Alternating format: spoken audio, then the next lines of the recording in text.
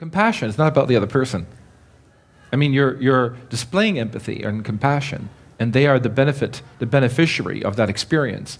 But it's not about them. It's about the maintaining of order of your relationship with your being, right? And it has nothing to do with them at all.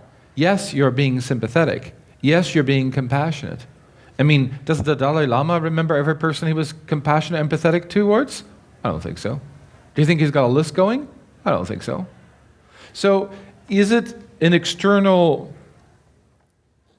because we're trying to fit in or to cover up a sense of insecurity? It's to maintain the inner world order.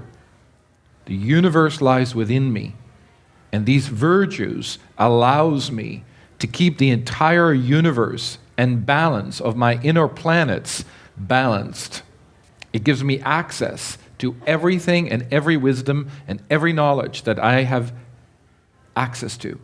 And without that, I don't have access to wisdom, to insight, to clarity, I cut myself off from having a full range of experiences. And holding that inner order is holding space for the evolution of mankind. I mean, there are times you need to cut somebody off. I mean, there's don't. But when someone genuinely displays, it's usually the people that are the most extreme that I show the most empathy, and I can dissolve them in my heart and in their own heart probably in 20 seconds. Where normally you would just get a truck and run them over. Because you realize how damaged they are, like how utterly internally damaged they are. Like they are desperately seeking God. And they, just as Eckhart Tolle, it's almost like a separate entity has possessed them, right? And so you realize in this lifetime or the next 15 lifetimes, they're never going to find liberation. They're never going to know themselves, right? So all these things you become aware of. That's why what's somebody's karma? For some people, you need to, you need to be strong. You need to be, a human heart needs to be as strong as a thunderbolt and soft as butter. So there's a fine line between these. But in general, you can get a sense, your soul gives you an indication where great compassion is needed and where you need to draw the lines in the sand and so instead of your ego making all these decisions, your soul starts giving you a direction of what is appropriate and what is not appropriate, and it no longer is an emotional action, it's a spiritual action.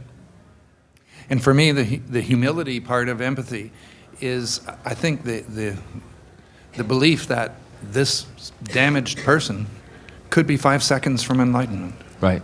You're totally correct. Every opportunity is an opportunity to liberation. Can somebody give the mic to Robert? I mean, compassion and humility become a way of being. Right. So you can be compassionate. You can deal with anybody in any way for any reason, but you can do it with compassion. You can be compassionate to a cat. You can be compassionate to a tree. It just becomes your way of being. You hold that in your heart, and in all your dealings, you're compassionate, and you can do that with humility. It becomes your way of being. You dissolve it. I posted something on Facebook from Gandhi. I think it says, first, you experience great obstacles. Then they don't like you. Then they begin to listen to you. Or there are stages. When you're a yogi, all of you are yogis, if you like it or not. If people are conscious, they're going to drink you up like a margarita. If you're not, you're going to experience a different reality because they can't simulate being in your presence. Simple as that, right? If you know yourself, then you can really sustain that and everybody comes to where you are. And that takes time. So in the beginning, it is... You can feel the resistance, and the more you know yourself and the more you develop yourself, you can walk into a room of great obstacles and the whole room just comes to right where you are. But you need to know that.